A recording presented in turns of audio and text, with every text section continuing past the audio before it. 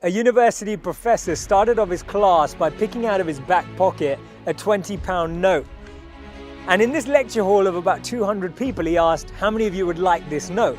Naturally, all 200 hands went up. He said, interesting. He then said, before I let you have it, let me ask you this question.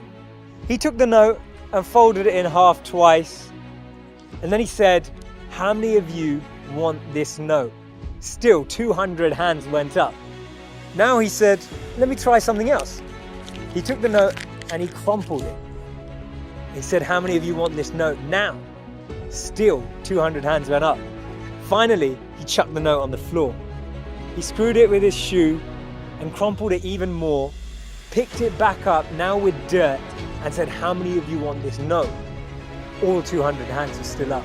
He said, today you've learnt an important lesson. No matter how much I crumpled that note, how much I scrunched it up, how many times it was trodden on, you still wanted it because it was still worth £20.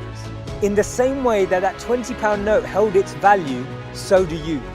No matter how many times life will tread on you, life will crumple you, life will scrunch you, and life will squeeze you, you will always keep your value, that spark within us all of bliss, knowledge, and eternity that exists. That spark will never be taken away.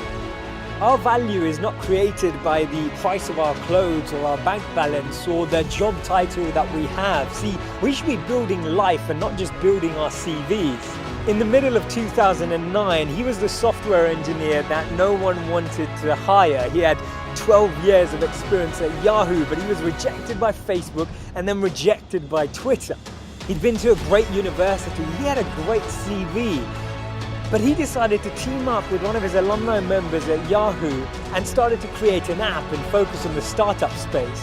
In 5 years' time, he sold that app for $19 billion to Facebook. Believe it or not, that was Brian Acton, the co-founder of WhatsApp. When he was rejected from Facebook, he said it was a great opportunity to connect with some fantastic people. I look forward to life's next adventure. When he was rejected by Twitter, he responded by saying, worked out, it was quite a long commute. It's so interesting to see that someone rejected from two of the top internet companies actually responded with humor and actually responded with positivity. This lady was diagnosed with clinical depression. Her marriage had failed and she was jobless with a dependent child. She was on a 4-hour delayed train journey from Manchester to London when she came up with this idea, and she started to write this book about this wizard. And as she started writing, she then finished her manuscript, took it to 12 publishers and was rejected by all 12. Believe it or not, that's J.K. Rowling.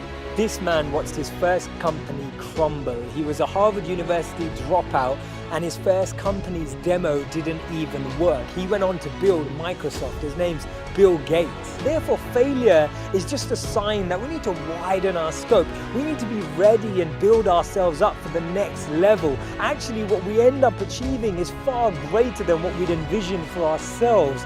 And this divine plan, this orchestration can't be happening without this intervention that occurs. Because if we had it our way, we just settle, we just accept what we thought was our goal, what we thought we were chasing.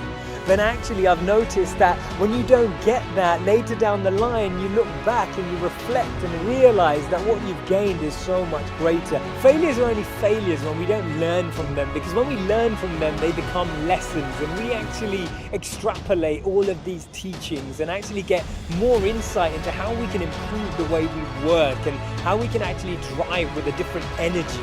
The challenge we have is that we only talk about people's failures when they succeed, and that's why they become this taboo, or we feel like their failures never happen. We need to share these stories earlier. We need to bring out these stories and experiences on the journey so that people who are on the journey can actually follow in those footsteps.